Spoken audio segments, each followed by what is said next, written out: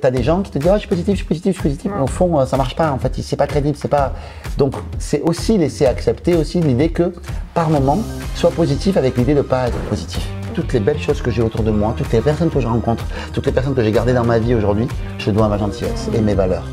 Salut à toi et bienvenue dans ce nouvel épisode de podcast. Je suis ravie aujourd'hui d'accueillir Yannick Alain sur le podcast Révèle ton potentiel. On a eu une interview super enrichissante. On a eu une interview en présentiel à Toulouse. Yannick, il est coach, formateur, conférencier et auteur. Il a écrit le livre Les gentils aussi méritent de réussir que vous pouvez retrouver sur toutes les plateformes d'achat. On a eu une interview super enrichissante autour du développement personnel et de l'entrepreneuriat et du business. Je vous laisse découvrir vraiment toutes les thématiques que l'on a abordées aujourd'hui et vous pouvez évidemment me mettre 5 étoiles sur la plateforme de votre choix et me mettre un commentaire sur YouTube ou un like et vous abonner à ma chaîne YouTube, ça pourrait m'encourager à continuer les interviews. Je vous remercie et je vous souhaite une belle écoute.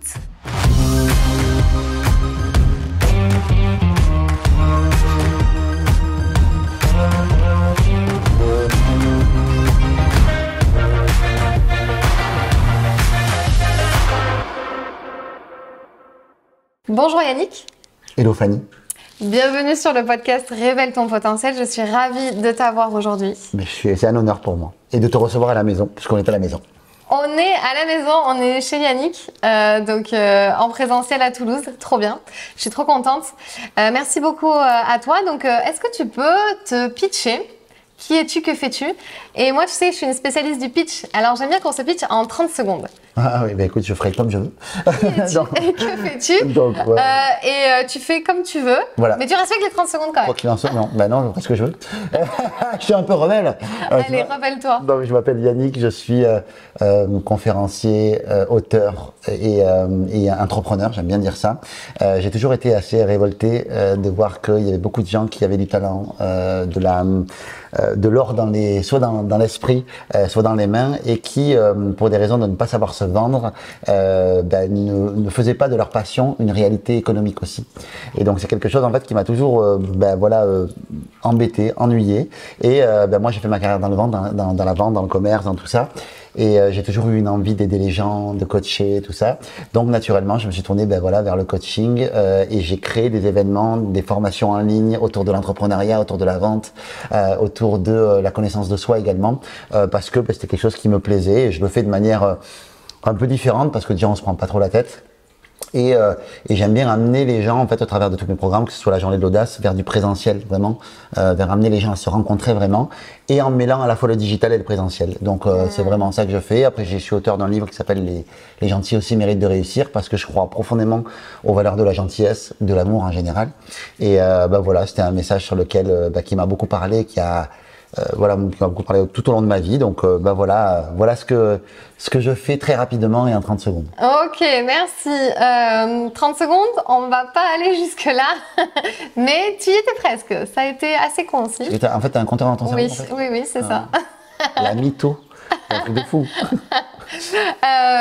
Mais c'est très bien parce que tu as repris finalement ton parcours, les bases, et tu m'as fait finalement ton pitch complet. Parce que moi, je travaille le pitch complet avec un peu le storytelling, etc. Et tu nous as même parlé de ton livre. Justement, c'était ma deuxième question.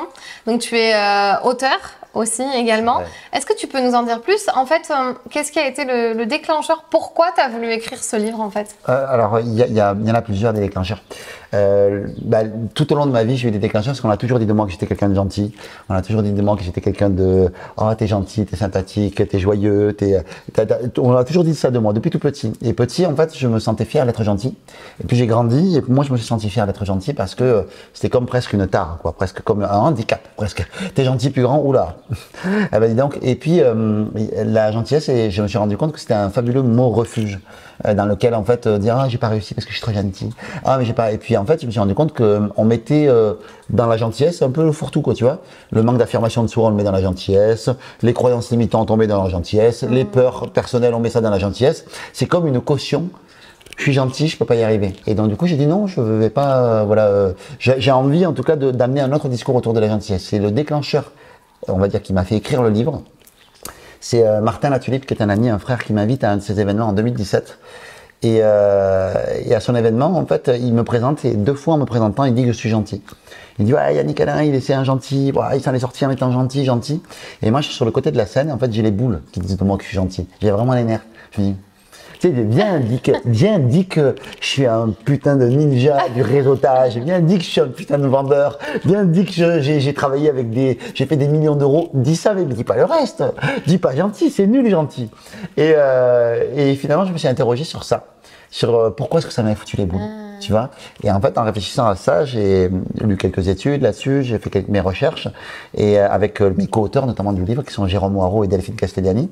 Et en recherchant, on s'est rendu compte que, en fait, quand on est enfant, le mécanisme, en fait, il est très simple, c'est que quand on est enfant, bébé, et que jusqu'à 4 ans, 5 ans, en fait, on ne se pose pas la question de si on doit faire des choses pour être aimé.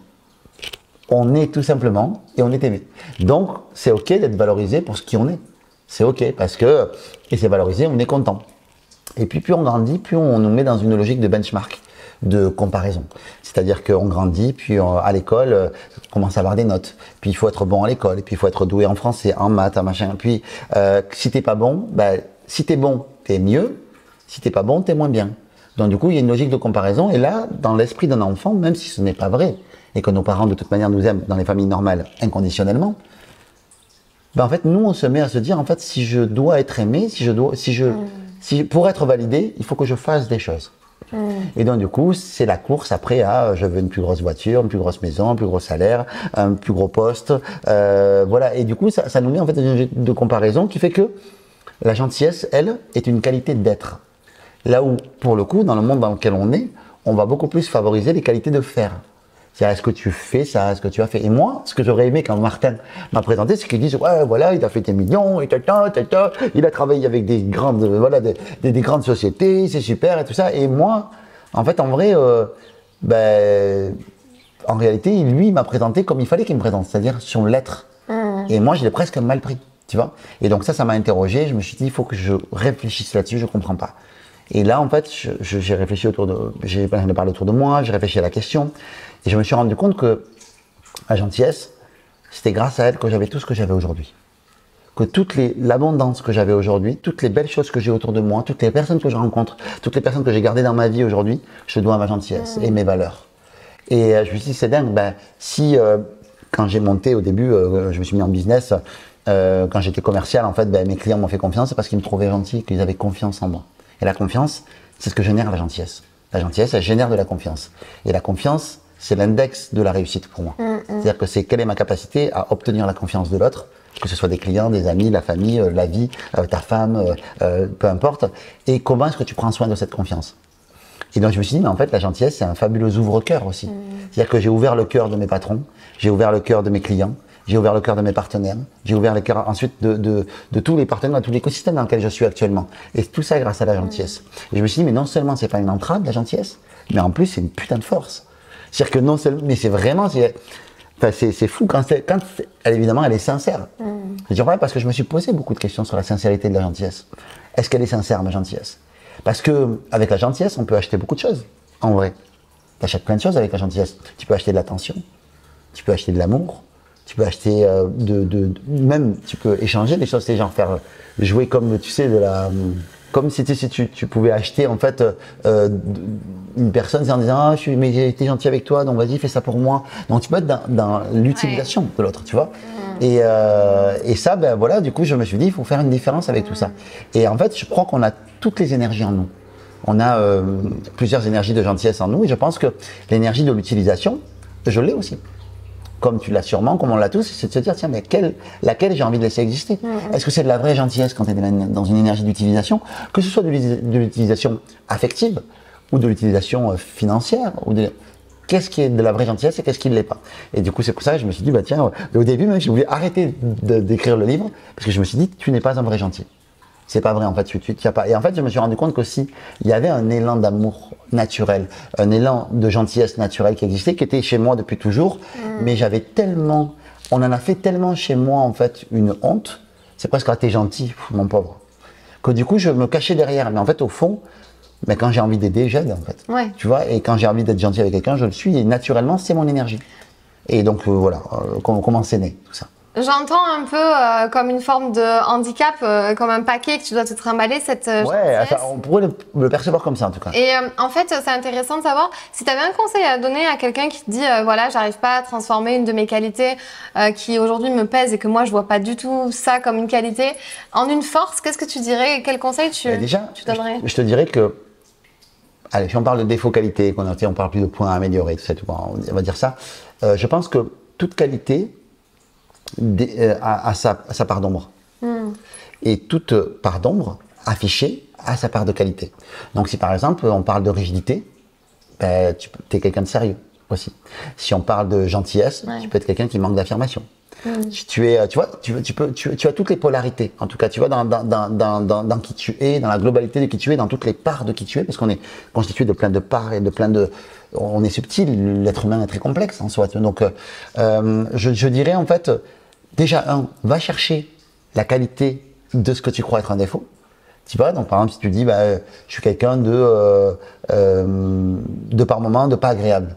Ok, donc tu es quelqu'un d'affirmé. T'es quelqu'un justement qui sait mettre des limites. T'es quelqu'un qui, tu vois, donc tu vois, c'est comment est-ce que tu transformes le truc. Et ensuite, essayer de trouver le sweet spot qui fait que si ça te dérange à toi ou si ça dérange l'autre, essayer de trouver la voie du centre, la voie de l'équilibre dans tout ça. C'est comment est-ce que tu te positionnes. Par exemple, j'ai discuté avec une personne que j'ai rencontrée à la Z, justement, qui s'appelle Guillaume Dulude.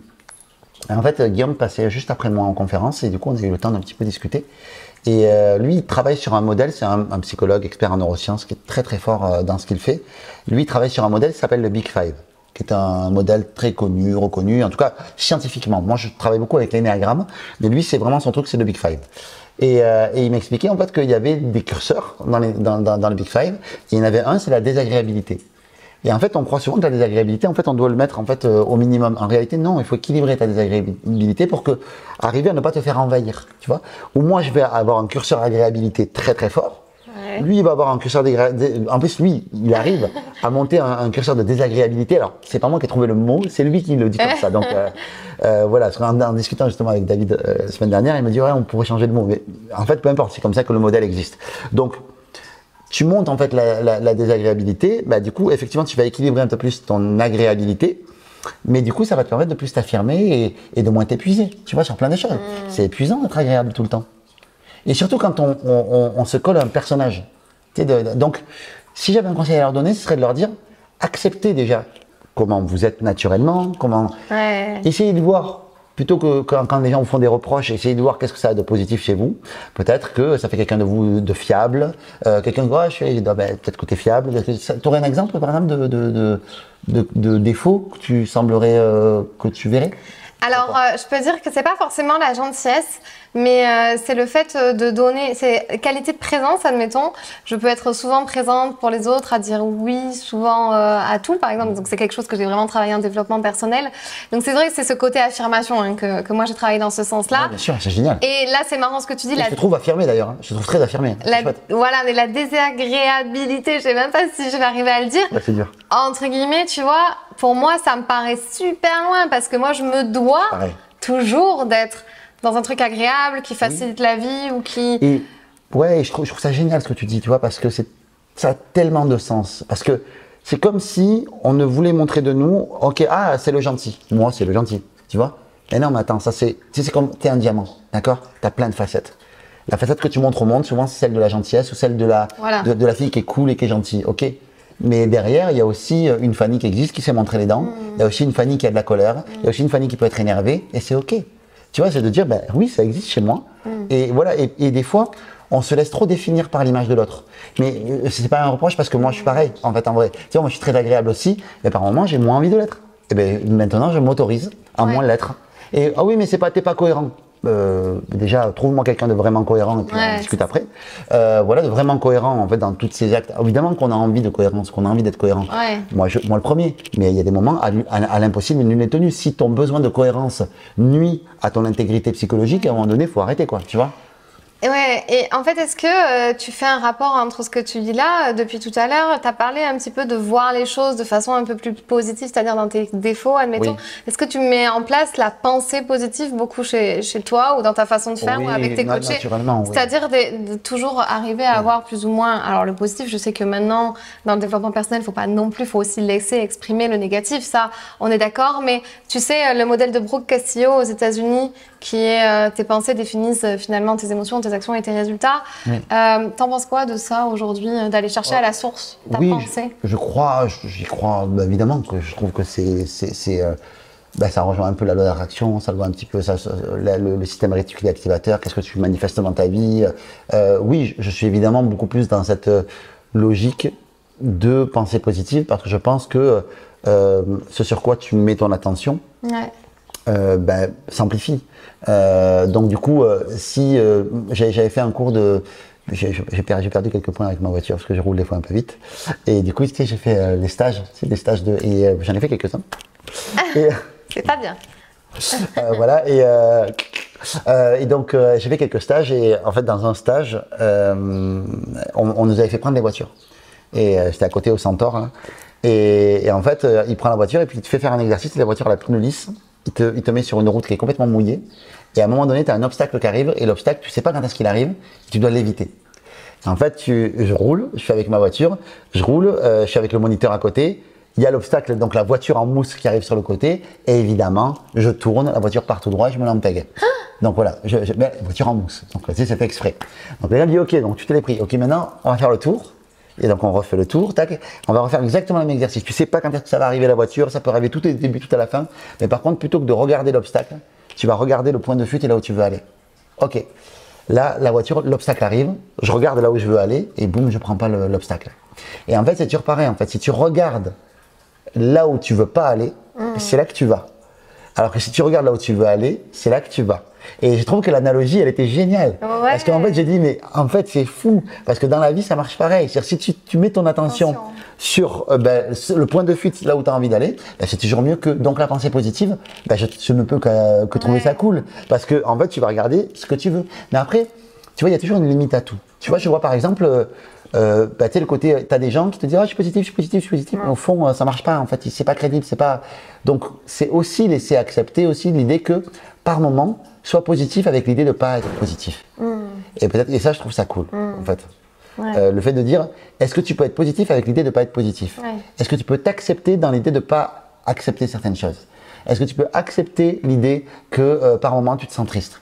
Et même si tu es dans le développement personnel, même si tu es là-dedans, c'est cool. Même si c'est très difficile à faire pour moi, pour le coup. Parce que moi, j'ai tendance à fuir la douleur.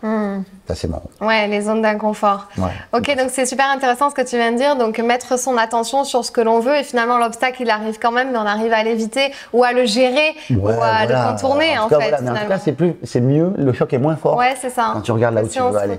Et tu as le droit aussi de laisser exister la tristesse. Ouais. Et tu as le droit aussi de laisser exister ça. Le tout, c'est que c'est ça, quoi. Tu vois, c'est ta tristesse, tu as le droit de la laisser exister un temps, pas tout le temps, et pas, tu vois, à un moment donné. Ça dépend des personnalités des gens, tu vois, mais pareil pour la notion de l'instant présent, on te dit dans le développement, oui, il n'y a que l'instant présent qui, j'ai mon cul, c'est pas vrai, non. Pardon, excuse-moi. Parce que si on est tout le temps dans l'instant présent, on fait rien, alors. Tu fais rien, tu planifies rien, tu ne tires les leçons de rien, et voilà, je veux dire, pour moi, le passé est un lieu de référence, pas un lieu de résidence. Ouais. Mais j'y vais, en fait, parce que c'est important et c'est grâce à lui qu'on évolue, qu'on grandit et tout ça. Donc, on évolue grâce au passé. Le présent est super important de le vivre, mais en même temps, si on ne vit que dans le présent, on fait plus attention aux conséquences des choses et on ne vit que sur ce qu'il y a sur le moment et puis tu fais plus rien. Alors, je crois que il faut savoir aussi visiter un petit peu le futur et la vision, tu vois, pour se dire tiens, qu'est-ce que je pourrais faire et te dire voilà, ne pas en faire quelque chose de rigide. Pour ne pas être emprisonné par ta vision et arrêter de vivre. Mais je crois que c'est un doux mélange des trois, la vie. C'est pas juste que l'instant présent. Ouais. C'est aussi, tiens, je vais visiter mon passé et ma nostalgie, peut-être par moment, pour voir quelles leçons je peux en tirer. Tiens, je vis dans le présent parce que j'ai envie de vivre les moments et de les vivre vraiment et pleinement, ces moments-là. Et tiens, si je regardais un peu le futur aussi, pour voir qu'est-ce que j'ai envie de faire. Et si je planifiais quelque chose aussi. Et si je misais sur les choses sans en être prisonnier. Et sans en faire une prison. Quelque chose de rigide. C'est ça. C'est cool, en fait. C'est mieux de tomber dans les extrêmes aussi, quoi. Ouais. Comme pour tout, c'est une notion d'équilibre. Je crois qu'il n'y a pas d'autre meilleur mot que celui-là. La notion d'équilibre. Ok, on a fait une belle partie développement personnel, je trouve. Là, vraiment, tu nous as donné pas mal de tips. Je voudrais qu'on rentre un peu plus dans la partie entrepreneuriale et business. Toi, tu t'es lancé il y a 10 ans, c'est ça, hein, à peu près? Ouais, Tu m'as dit plus maintenant, 2000... c'était 2010, 2011. Ouais, Ok, donc, 10-12 ans. ouais, environ 10 ans. Est-ce que, Hors taxe. est-ce que tu t'es comparé au début? Est-ce qu'il y a eu des choses, des difficultés, des échecs, des choses dont tu te souviens ou que tu pourrais nous partager? Ou cette histoire de comparaison à fond. Et tu ne trouvais pas ta place, tu n'étais pas forcément authentique, tu voulais copier un modèle. Comment ça s'est passé? J'ai eu tout ça, tout ce que tu dis. Ouais, tout ce que tu dis, je crois que... Comment tu as fait pour faire ta patte finalement, J'ai eu des déclics. J'ai eu des déclics à force de faire la même connerie tout le temps. Je me suis dit, j'en ai marre en fait. J'ai eu des déclics, je sais que ma boîte tournait plutôt pas mal, hein. Ma boîte tournait bien, mon coaching tournait bien, tout ça, ça marchait bien. Puis à un moment donné, j'ai eu envie d'arrêter le coaching parce que je me suis rendu compte que je voulais être conférencier, mais que je me donnais pas l'autorisation d'être conférencier. Puis personne ne voulait de moi en tant que conférencier, donc du coup, j'ai créé ma scène, donc j'ai créé la journée de l'audace pour ça, avec différents copains. Voilà, j'ai créé la JDA par rapport à ça, en me disant, puisque personne ne veut me prendre sur sa scène, je vais créer ma scène et créer ce qu'il faut. Et ça m'a donné en fait une... Pourquoi personne te voulait? Qu'est-ce que... Parce que j'avais pas fait mes preuves, ce qui est normal. J'avais pas fait mes preuves. Donc moi je comprends en fait que c'est pas que personne ne me voulait, c'est que personne n'avait vu ce que j'étais capable de faire. Et comment tu vivais ça intérieurement à ce moment-là, quand tu avais des refus? Non, je le vivais bien parce que je me disais c'est normal en fait. J'ai compris que j'avais pas fait mes preuves, donc il fallait bien que... Donc voilà, et puis d'ailleurs je demandais rien. Moi je suis pas quelqu'un qui suis dans la... Si je ne me sens pas comme une opportunité pour l'autre, ça m'intéresse pas. Ça c'est un truc en business que je vous donne. Quand vous lancez votre business, vous devez profondément et intrinsèquement vous sentir comme une opportunité pour l'autre. Oui. Si vous ne vous sentez pas comme une opportunité, travaillez votre offre, travaillez votre business jusqu'à ce que vous vous sentiez comme une opportunité. Si vous le sentez pas, c'est que voilà, il faut, ou alors faites semblant. Voilà, à un moment donné, faites comme si vous étiez hyper confiant et tout ça, parce que c'est important que l'autre vous voit comme un cadeau. Et si vous ne vous voyez pas comme un cadeau, ça va être plus difficile. Alors au début, c'est dur parce qu'on manque de certitude. Et la certitude, c'est une des choses les plus difficiles à obtenir, surtout quand on démarre dans l'entrepreneuriat, parce que aujourd'hui, moi, je peux faire le malin de tout ce que je veux et avoir plein de certitudes.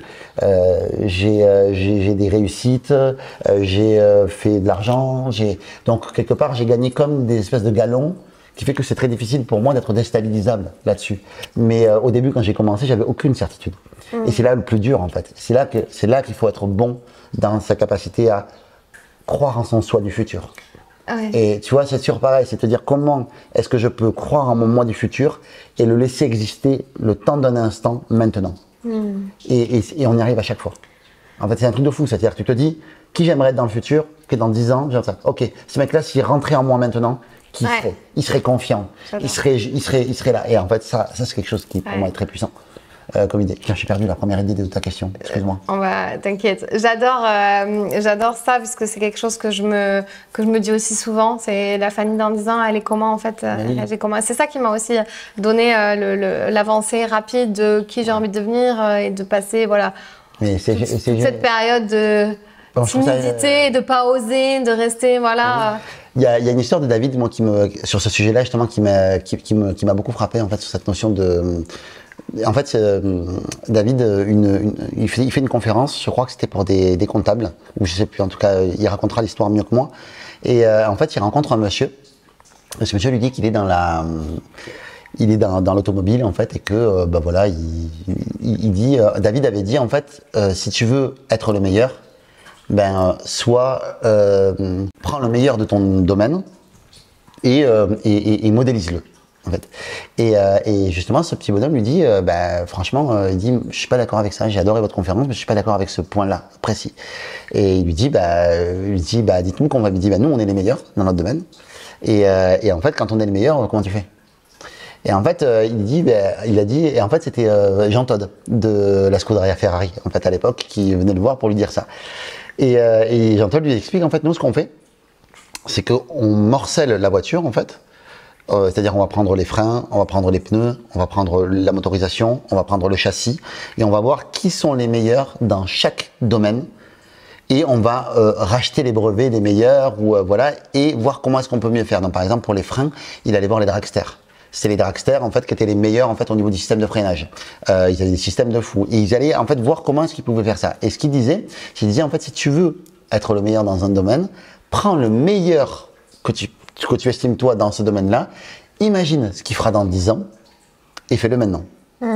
Et moi j'aime beaucoup cette modélisation-là parce qu'elle te pousse à aller vraiment de l'avant. Et pourquoi pas le faire avec toi?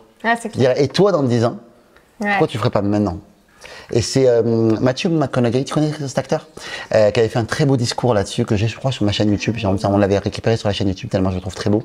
Et il disait en fait que lui il se compare à lui dans 10 ans, tout le temps. C'est-à-dire que dans 10 ans, qui je serai dans 10 ans et comment je peux le faire exister maintenant. Et je trouve que c'est assez génial. Trop bien. Merci pour cette anecdote, ce partage. Et pour revenir un petit peu sur cette notion de tes difficultés un peu, est-ce que tu te souviens à un moment donné où ça a été peut-être tellement dur ou difficile pour toi que tu as voulu abandonner et te dire bon j'arrête? Souvent. Est-ce que tu peux nous partager un moment? Très souvent. Et comment tu as fait pour te relever? Je me rappelle des fois, en fait je crois que si j'ai créé avec mon équipe la journée de l'audace, c'est parce que profondément, il y a des fois, je me suis mis dans... Tu sais, la différence entre le courage et l'audace. En fait, moi, je ne savais pas à l'époque. Donc, je vais te l'expliquer pour ceux qui savent pas. Elle sait, même pas moi. Moi, à l'époque, je ne savais pas. En fait, ce qui m'intéressait, c'est que, en fait, le courage, moi, à l'époque, j'ai vécu, par exemple, avec une personne qui était en fauteuil roulant. Et en fait, elle a eu un accident et elle est devenue tétraplégique. Histoire voilà, que j'ai développée dans mon livre, que les gens qui me connaissent bien. Et en fait, dans cette histoire-là, en fait, là, nous, on a dû faire preuve de courage. C'est-à-dire que tu as une situation qui t'arrive, tu dois te relever les manches, tu dois surmonter cette situation-là. Et ces 12 années, avec le handicap, ont été beaucoup de courage. Surtout pour elle, d'ailleurs. Enfin, de manière différente tous les deux, mais beaucoup pour elle. Et ça, c'est du courage. L'audace, elle a cette différence près, c'est que c'est toi qui te mets dans une situation dans laquelle tu vas devoir faire preuve de courage. Et vous qui nous regardez, sachez que pendant mes 12 années très proches du handicap, déjà, Isa a été d'un courage incroyable, exemplaire, mais toutes les personnes que j'ai vues dans le domaine du handicap, j'en ai pas vu une seule qui n'était pas capable de faire preuve de courage. Pas une seule. Pas une seule qui, à un moment donné, ah non... Et alors que pourtant, avant, elle t'aurait dit, je ne m'imaginais pas capable de faire preuve de ce courage-là. Et donc, faire preuve de courage, on l'a tous en nous. Le courage, ça s'attrape. Et c'est Dani Herrero qui dit ça. Une conférence comme ça qui dit le courage ça s'attrape. Et je trouve ça vraiment chouette, c'est que on est tous équipés de courage. Et c'est pas parce qu'à un moment donné on en a manqué de courage qu'on en a pas en nous. Donc en fait le courage on est tous équipés de ça. Donc ça on va dire que ok c'est acquis. L'audace par contre, c'est tu te mets dans une situation dans laquelle tu vas devoir faire preuve de courage. Mais tu le fais volontairement. Comme ça c'est un peu la notion de sortir de sa zone de confort, tu sais. Et moi je me suis retrouvé dans des situations quand j'ai fait mon premier lancement. Je me rappelle encore m'être retrouvé comme ça avec des caméras, un prompteur, j'avais un texte, j'arrivais pas à dire mon texte à la caméra, je n'arrivais pas. Et j'avais tous mes partenaires qui avaient envoyé en fait du monde sur ma page, et en fait, j'avais pas la vidéo sur la page, parce que la vidéo, j'étais en train de la tourner, j'étais à 6 heures de la vidéo, et j'arrivais pas à faire ma vidéo. Et je me rappelle m'être pris les mains, de la tête dans les mains comme ça, et pendant peut-être, allez, 20 minutes à me dire mais qu'est-ce que je fous là? Je veux qu'il y ait un bond dans le temps, je veux me réveiller de ce cauchemar tellement c'est horrible ce qui est en train de se passer. Je me disais je vais passer pour un con, mes collègues vont pas, c'est pas possible en fait. Et en fait je suis allé dormir 6 heures avant. J'ai dit je vais dormir, je lâche prise, je me réveille dans 1 heure, on verra comment je serai. Je me suis réveillé 1 heure après, il restait 4 heures. J'ai regardé le prompteur, j'ai dit ok j'y vais. J'ai allumé ma caméra, je l'ai fait d'un trait, le truc, j'ai converti la vidéo. Je l'ai uploadé sur Vimeo, à l'époque c'était YouTube Vimeo.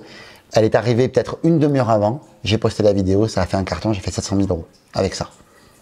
Tu te rends compte mais je me sentais, mais j'avais envie de mourir. En fait, j'étais pas satisfait de la vidéo, je m'étais pris un peu dernière minute, parce que je procrastinais, c'était compliqué tout ça et tout. Ben voilà, le type de difficulté dans laquelle tu sais, tu te dis putain mais je veux mourir quoi, j'en peux plus quoi. Et c'était un truc de fou. Après, j'ai eu d'autres périodes aussi, j'en ai plein. Enfin, je te le dis, j'en ai vraiment un max. Mais j'en ai une autre aussi, ça a été quand j'étais en pleine côté succès. Là, à cette époque-là, quand j'ai fait cette vidéo-là, j'étais plus ou moins connu de personne. Tu vois, donc là, c'était un premier challenge. Mais là, ensuite, c'est 2 ans après, on est en 2018, mi-2018. Et là, j'organise en fait une journée de l'audace à Toulouse.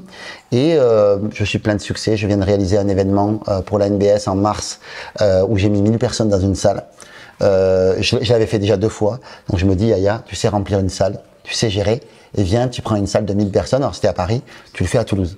Et donc je loue le casino à Toulouse. Le casino, vas-y, j'ai dépensé sans compter. Voilà, donc j'y vais à fond, tout ça. Et là, j'ai une équipe avec moi. Et en fait, j'ai certaines personnes dans l'équipe qui lâchent. Et je leur reproche rien parce que ils avaient des raisons de lâcher. Ils lâchent en fait. Et donc du coup, des gens, des partenaires qui m'avaient dit je serai là, ils sont pas là. Et du coup, en fait, je vois que j'arrive pas en fait à remplir mon événement. Et en fait, je suis on est en 2018, c'est ça. Je suis à 1 semaine, 2 semaines de l'événement. J'ai rempli 400 places sur 1000. Ok. Je me dis, les gens vont arriver dans la salle, ils vont se dire mais quel loser celui-là. Il a pas su remplir la salle, mais quel nul, quel zéro. Moi, c'est ce que je me dis. C'est pas ce que disent les gens. C'est ce que moi, je crois que les gens vont dire. Et en fait, je suis à 1 semaine et Martin Latulippe m'invite sur la scène de l'Académie Zéro Limite en 2018. Et je suis en train de faire ma conférence. Et à la fin, il y a ma mère qui doit chanter. En fait, je fais venir ma mère parce que c'est important de faire venir la famille. Et je dis, je vais raconter ça. Je suis en train de me planter. Je vais raconter ce truc-là. Et je raconte ce truc-là, et en fait, je suis tellement à bout de nerfs, en fait, que je me mets à pleurer sur scène. Et je suis, mais voilà, alors que moi, non. On pleure pas, d'accord? À l'époque, c'était vachement ça. Aujourd'hui, je suis beaucoup plus enclin à ouvrir un peu plus mes émotions. Mais à l'époque, pas du tout. En tout cas, je voulais pas que les gens le voient. Je les avais, je les ressentais, mais je voulais pas que les gens le voient. Excuse-moi, Nico, pour le micro. Tu peux laisser ça, ne coupe pas, c'est pas grave. Je m'excuse auprès du caméraman, c'est normal. Voilà. Et donc, du coup, je m'effondre et je m'attends. Tu sais, je me sens faible, je me sens nul, je me sens loser, je me sens tout ça. Et quand je suis descendu de scène, je n'ai que des gens qui ont eu de la compassion pour moi. Je n'ai que des gens qui m'ont dit bravo, merci d'avoir partagé ça, on est avec toi, on va. Incroyable. On va venir à Toulouse, on va faire ta. Ouais, en plus j'avais dit, vous savez quoi, j'aurais dit, vous savez quoi les gars, perdu pour perdu, ceux qui peuvent venir, venez gratos, je vous invite. Je vous promets, il n'y aura pas de truc à payer, en fait vous venez, ça fait plaisir. Et du coup j'avais ri avec ça. Mais ce que j'ai trouvé riche d'enseignement là-dedans, au-delà du fait que quand tu montres ta vulnérabilité, la vraie, qu'elle est sincère, authentique, qu'elle est pas pathos, qu'elle est vraie, du coup les gens la perçoivent, la reçoivent et ils t'envoient pas des cailloux. Mais ce que je trouve intéressant aussi, c'est que comment est-ce que tu vois les choses? Comment est-ce que je me suis représenté les choses à l'époque? À l'époque, tu te rappelles l'histoire de la direction? Oui. On a dit, ouais. Moi, j'ai vu, il y a 600 places qui manquent. Plutôt que de me dire, il y a 400 personnes qui sont venues pour toi. Tu vois? Tu vois, et la manière de te représenter le truc, c'est comme un artiste. J'ai discuté avec un ami qui s'appelle Daniel Blouin, qui a travaillé avec beaucoup d'artistes, qui travaille avec Rogue Voisine, tout, qui est un mec génial, un super conférencier que je te conseille d'interviewer un jour, un Québécois, un mec génial. Et en fait, il me disait, Daniel, il me disait, tu te rends compte dans la musique, juste parce que tu as mal calibré ta salle, on dit que c'est un succès ou c'est pas un succès. Et moi je disais, mais putain, mais moi pour la JDA, c'est exactement ce qui s'est passé. J'ai dit que c'était pas un succès, alors qu'en réalité, quand même, j'avais quand même rempli 400 personnes. C'est quand même bien 400 personnes. Et ouais. Mais Yaya, quand même, détends-toi, c'est pas parce que tu as mal calibré ta salle que c'est un échec. Mais ça, c'était des enseignements de ouf. Ouais. Et ça, c'était, moi je l'ai vécu comme un échec. Et aujourd'hui, je me dis, c'est une belle victoire, un bel apprentissage déjà. Et en fait, c'était une victoire, il y avait 400 personnes qui sont venues. C'est comme si je disais aux 400 personnes, ouais, vous êtes que 400. Nul. Pas du tout. Sois heureux d'avoir 400 personnes. Donc, tu sais, quand tu te lances dans l'entrepreneuriat, que tu as vendu ton programme, tu t'attends à en vendre 50, tu t'en vends que 5. Il y a 5 personnes qui t'ont fait confiance. Ouais, c'est ça. Focalise-toi sur elles, plutôt que de te focaliser sur les 45 que tu penses ne pas avoir. Parce qu'eux, ils sont pas là, ils n'existent pas. Par contre, les 5 qui sont là, ils existent. Occupe-toi bien d'eux, eux, ils vont t'amener le reste. Tu vois, parce que c'est toujours pareil, le business, ça marche aussi et beaucoup grâce au bouche à oreille. Plus tu prends soin de tes clients, plus tu prends soin de la confiance qu'on te donne, plus les gens se sentent respectés, plus les gens sont enclins à parler de toi. Même si tu te plantes, je connais personne qui est capable de satisfaire à 100% ses clients, pas même moi. Je veux dire, moi, j'œuvre, hein. J'essaye de faire en sorte de satisfaire, j'essaie d'améliorer les choses. Personne. Il y a certainement des mecs en coaching qui te diraient, Yannick, il est nul. Puis, probablement, tu as plein de gens qui sont capables de dire ça. Par contre, ce que je suis capable de faire, si la personne communique avec moi, c'est comment est-ce que je gère ce point-là. Comment est-ce que je gère quand je ne satisfais pas mes clients. Et c'est ça qui est tout tout à faire.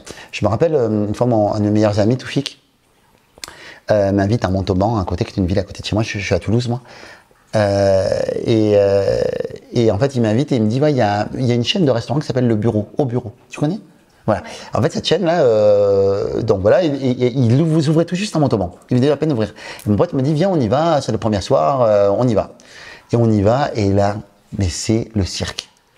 On arrive, les serveurs, ils courent partout, ça n'arrive jamais, t'as pas la bonne commande, tu commandes le truc, t'as les entrées qui arrivent après, c'est le bordel, mais c'est le chaos, mais le chaos de chez chaos. Et t'as tout le monde qui se regarde, c'est dans le resto, ça commence à gronder, moi j'ai pas mon truc, j'ai demandé de l'eau, j'ai pas, j'ai demandé un sirop, j'ai demandé un machin, j'ai demandé une bière, et là, et tu vois, et plus il y a de la pression, plus ils plantent les gens, parce que plus tu mets de la pression, plus ça se plante et tout ça. Ouais. Et donc moi je suis en train de dire à mon pote, je lui disais, putain, écoute, c'était presque risible. Et nous encore on est de bonne constitution, on voyait que les gens râlaient, tout ça, et tout, c'était ouf. Et à un moment donné, dans la soirée, il y a le patron qui arrive, prend le micro. Les amis, bonjour, messieurs, dames, je suis le patron de l'établissement. Je sais que vous n'êtes pas satisfait ce soir. Je vous prie de voir m'excuser, c'est le premier soir, je n'ai aucune excuse à ce qui est en train de se passer là. Je prends toute la responsabilité de tout ce qui s'est passé. Désolé, messieurs, dames. Il a fait un bon de réduction pour tout le monde et il a dit ce soir, c'est gratuit pour tout le monde. Il a invité tout le monde. Qu'est-ce que ça a fait? Ça a fait que tout le monde est revenu. Je suis convaincu que tout le monde est revenu. Moi, j'y suis revenu pour l'encourager. Tu dis, t'as envie de l'encourager. T'as envie de dire, mais c'est bon, on paye. Tu vois? Mais non, le mec, non, j'y tiens, les valeurs. Ouais. Et ça, oui, il a mal livré le truc, mais il l'a avec panache. Ouais. Il a fait le truc avec panache. Et ça, pour moi, c'est important. Parce que moi, j'étais craché dessus. Il est parti loin, en plus.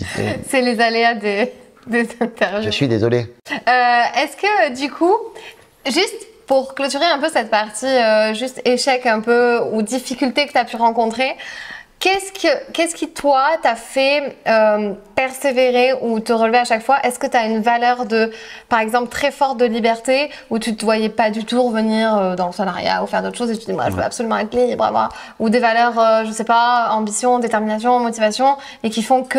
Les deux, mon capitaine. Ouais. J'ai une valeur liberté très forte qui fait que je ne pouvais pas retourner dans ma condition, je pense, de salarié. Ouais. Quand bien même, j'étais quand même un salarié... qui était très privilégié puisque j'étais directeur commercial, directeur général, j'ai quand même des postes assez importants qui étaient intéressants. J'étais commercial parce que j'aimais la liberté, donc la liberté est quelque chose d'important pour moi, mais oui, je pense que ça c'est une motivation de dire je suis plus jamais, je suis salarié, plus jamais cette notion de liberté. D'ailleurs une très grande peur de retomber pendant très longtemps. Très grande peur en fait d'être entrepreneur, de me dire c'était un coup de chance. En fait voilà, c'est très peur de ça. Donc ça a joué beaucoup. Et après oui, des valeurs de détermination parce que je suis Sagittaire, mais mon ascendant, je pense que c'est Morpion. Donc je lâche pas l'affaire. Vraiment, généralement, je suis un gentil lâche rien. Dans mon livre, j'en parle d'ailleurs. Je suis vraiment un morbac, quoi. Vraiment, je lâche pas l'affaire, mais je le fais avec, je pense, élégance. Ouais. C'est-à-dire, je pense que je suis pas quelqu'un de lourd. Quand je veux quelque chose, que je veux l'obtenir, je trouve toujours des solutions. Et j'essaie toujours d'obtenir ce que je veux, mais de manière écologique. Oui. Donc en fait, je vais pas forcer les gens ou la relation est toujours plus importante pour moi que la transaction. Donc j'ai toujours, quand je suis avec quelqu'un, je privilégie toujours la relation parce que je sais que la relation amène à un moment donné la transaction, de manière directe ou indirecte. Voilà, ça fait partie de moi. Donc du coup, je suis quelqu'un qui ne va pas être lourd. En fait, voilà. Par contre, j'insiste. Ouais. J'ai aucun problème à insister, mais par contre, je suis pas, voilà. Ça me fait penser à quelque chose, en fait, je te disais tout à l'heure, j'étais partie à Marrakech ce week-end et j'avais pas mon billet pour le Marrakech du Rire, que je n'ai pas pris parce que je suis un peu une last minute personne, tu vois. Donc voilà. Je connais. Voilà, du coup, donc j'avais pas mon billet et en fait, je le voulais vraiment ce ticket pour y aller parce que tous mes amis y allaient. Ils avaient tous un ticket qu'ils avaient réservé puisqu'ils sont plus organisés que moi. Et du coup, je me suis dit, il faut que je fasse tout pour trouver un ticket. Et c'était impossible parce que c'était que trouver un ticket au marché aux Black. Et j'ai tout mis en œuvre pour vraiment trouver ce ticket. Et il y en avait des très très chers. Et j'ai réussi à négocier et j'ai réussi à en trouver un. Et en fait, il y avait un truc en moi, c'est un peu intuitif, où tu sais que tu vas l'avoir et tu vas y être. Et encore, il était 17h30 le samedi soir, j'avais toujours pas mon ticket, tu vois, mais il y avait un truc où j'avais mis vachement de détachement. Et ça me fait penser à ce que tu as dit tout à l'heure aussi.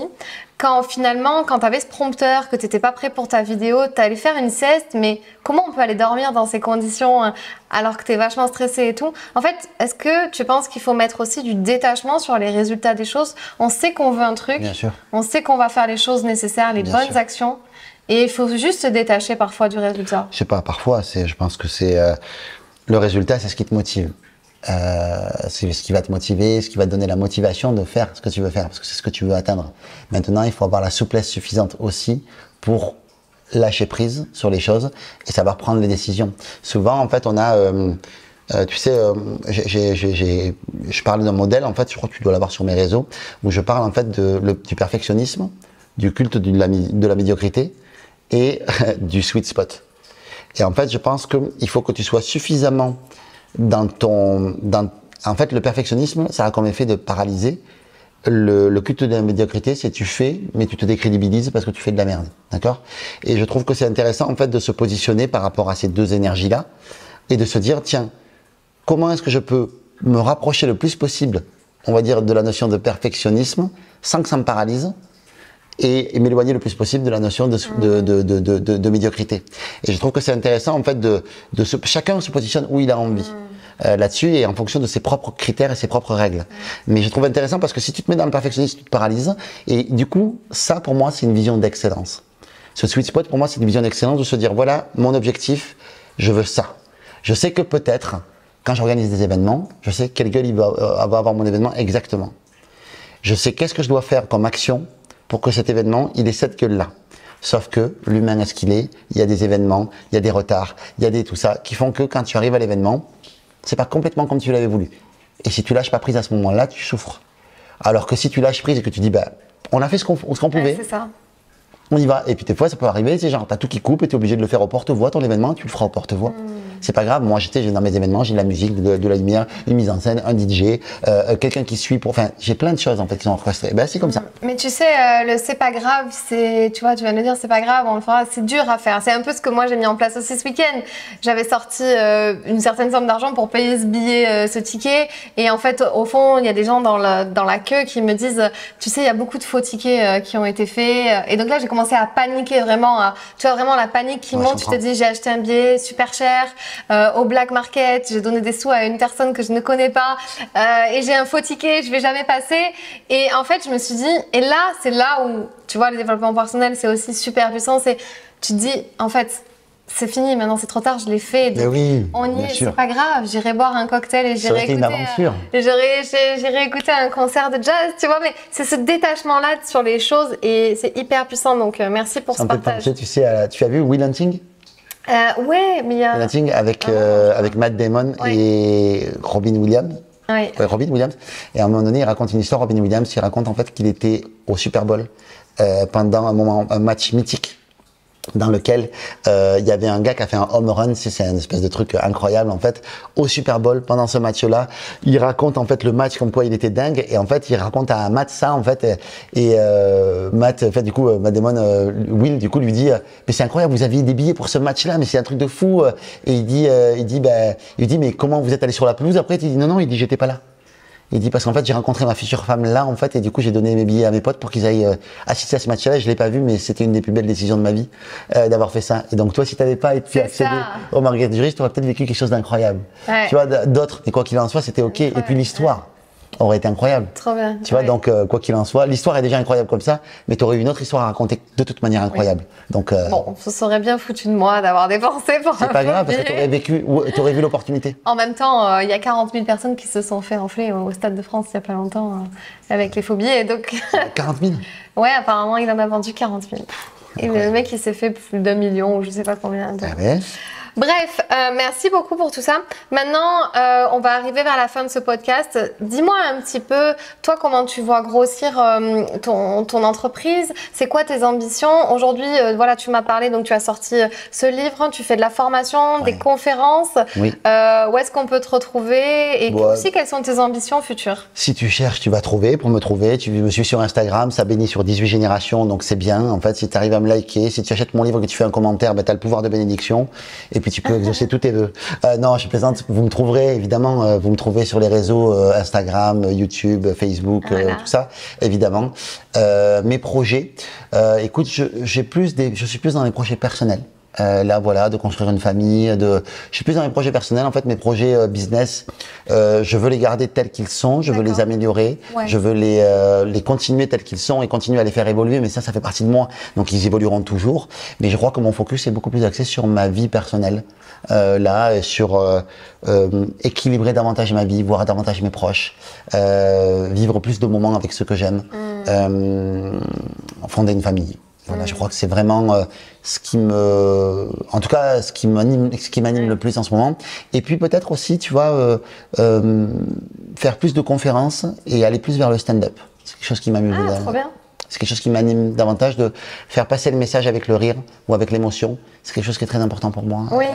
Parce que je trouve que ça passe mieux, que ça touche davantage les gens et tout ça. Donc je m'entraîne à ça parce que je trouve que voilà, ça percute mieux. Moi, c'est comme ça que je suis touché. Donc j'ai envie de toucher les gens comme eux me touchent. Donc voilà. Ok, cool, super projet. Est-ce que tu as une citation, un mantra ou une affirmation que toi tu te répètes pour te booster, pour te motiver au quotidien? J'en ai une que j'aime beaucoup de Coluche qui est c'est pas parce qu'ils sont nombreux à avoir tort qu'ils ont raison. Pour éviter de se faire happer par la masse, l'objet brillant ou le côté populaire, on va dire, et la mode, et aller vraiment sur ce qui toi t'anime vraiment. Moi, je te dirais celle-là. J'en ai d'autres, mais je te dirais celle-là. Cool. Écoute, merci beaucoup. Je vais mettre tes liens donc dans la biographie de ce podcast et ça vous bénit sur 18 générations, les gars. Sur YouTube. Et merci beaucoup. Je te souhaite une très belle continuation. Est-ce que tu as une dernière chose à partager ou à dire? Non, merci Fanny pour ce moment. C'était vraiment un moment super agréable.